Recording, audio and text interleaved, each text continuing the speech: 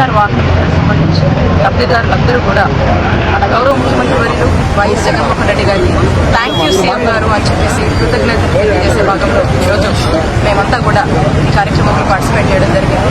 Chilakaluripet auto drivers అందరి తరఫున, all associations తరఫున ఈరోజు మన గౌరవ ముఖ్యమంత్రి వర్యులు వైఎస్ జగన్మోహన్ రెడ్డి గారికి, అలాగే సహకరిస్తున్న బ్రేక్ ఇన్స్పెక్టర్ గారికి, అలాగే డిపార్ట్మెంట్స్ అందరి తరఫున కూడా మరొకసారి మన గౌరవ ముఖ్యమంత్రి వర్యులు వైఎస్ జగన్మోహన్ రెడ్డి గారికి థ్యాంక్ యూ సీఎం గారు ఫర్ వైఎస్ఆర్ వాహనం అంటే తెలియజేస్తూ ఉన్నాము.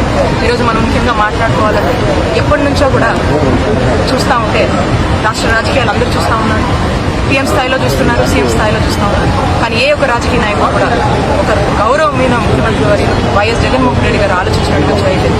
ఎందుకు చేయలేదనుకుంటే జగన్మోహన్ రెడ్డి గారు తన సుదీర్ఘ పాదయాత్రలో మన ఆటో డ్రైవర్లన్న చెమట చూశారు.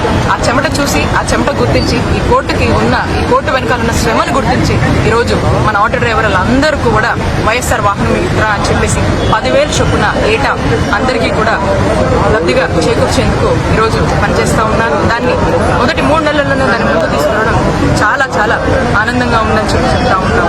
ఏ గవర్నమెంట్ కూడా ఆలోచించలేదు. ఎందుకంటే ఈరోజు ఆటో డ్రైవర్ల పరిస్థితి చూస్తే డ్రైవర్లంతా కూడా కుటుంబాలు పూర్తి స్థాయిలో కూడా ఈరోజు ఆటో నడుపుకునే వాళ్ళ దీని మీదే ఆధారపడి ఉన్నాయి. అందుకే ఆటోకి 3 చక్రాలు అయితే కనిపించని ఆ 4వ చక్రమే వైఎస్ జగన్మోహన్ రెడ్డి గారు ఇంతకుముందు నేను చెప్పడం జరిగింది. మరి అటువంటి జగన్మోహన్ రెడ్డి గారికి మనంతా కూడా ఘనంగా కృతజ్ఞతలు తెలుపుతా ఉన్నాము.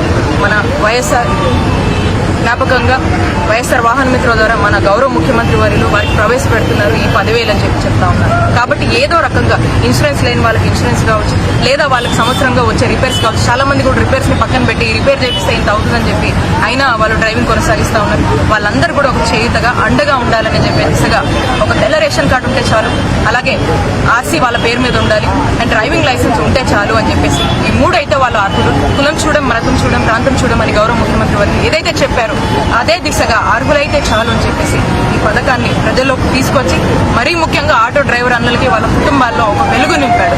ఇటువంటి వెలుగు నింపే ఒక నాయకుడు మనకున్నాడని మేమంతా కూడా గౌరవంగా భావిస్తా ఉన్నాం, అలాగే గర్వంగా కూడా భావిస్తా ఉన్నాం. కాబట్టి అన్నలందరికీ కూడా చెప్తా ఉన్నాను, మన ప్రభుత్వం ఇంత చేయుతగా ఉంది. అర్హులైన వాళ్ళందరికీ కూడా నేరుగా వాళ్ళ అకౌంట్లోకి వస్తుంది.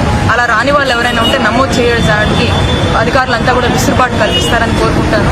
అలాగే అందరికీ కూడా ఒక సూచన చేస్తా ఉన్నాను, మనమంతా కూడా డ్రైవింగ్ చేసేటప్పుడు మన రైట్ సైడ్ కానీ లెఫ్ట్ సైడ్ కానీ హ్యాండిల్ తిప్పేటప్పుడు వీలైతే పక్కన కూర్చోబెట్టుకోకండి. ఎందుకంటే మాక్సిమం యాక్సిడెంట్స్ మనం కంట్రోల్ చేయగలం. ఎప్పుడైతే మనకి ఆ కంట్రోల్ మనలో లేదో, ఎక్కువ మంది ఉండేసరికి మనం హైవేలో యాక్సిడెంట్ పాల్పడతా ఉన్నాం. కాబట్టి ఇది డ్రైవర్ అన్నలందరూ కూడా ఇచ్చే సూచన.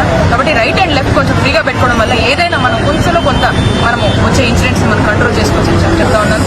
మరొకసారి ఈరోజు మీరందరూ కూడా వచ్చి ఘనంగా థ్యాంక్ యూ చెప్పిన మన సీఎం గారికి, అలాగే నన్ను కూడా మీ అందరు భాగస్వామ్యం చేసుకుని నాతో పాటు నడిచినందుకు మీ అందరూ కూడా ఎప్పుడు అండగా ఉంటానని తెలియజేస్తుంది. మరొకసారి జై జగన్.